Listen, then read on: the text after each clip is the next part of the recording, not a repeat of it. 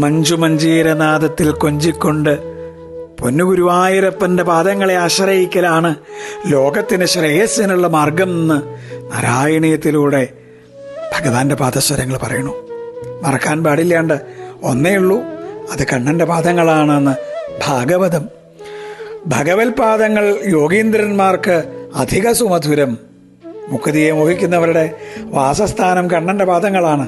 ഭക്തന്മാരുടെ സകല മോഹങ്ങളെയും സാധിക്കുന്ന കൽപ്പകവൃക്ഷത്തിൻ്റെ തളിരാണ് കണ്ണൻ്റെ പാദങ്ങൾ എന്നൊക്കെ പറഞ്ഞപ്പോൾ കണ്ണനൊരു സംശയം, ഈ കാലിന് വല്ല മധുരട്ടുണ്ടോ എന്ന്. അതാവാം ആ പെരുവരിലൊന്നും ഇങ്ങനെ കടിച്ചു നോക്കണതേ. മധുരാധിപതേ അഖിലം മധുരം. കണ്ണാ, നിന്റെ പാദങ്ങൾ മാത്രമല്ല, നീ അടിമുടി മധുരതരനാണ്. നിന്റെ കഥകളും നിന്റെ കീർത്തനങ്ങളും നിന്റെ ചിത്രങ്ങളും നിന്റെ ചരിതവും നിന്റെ ചലനവും മധുരതരം. കൃഷ്ണ ഗുരുവായൂരപ്പ.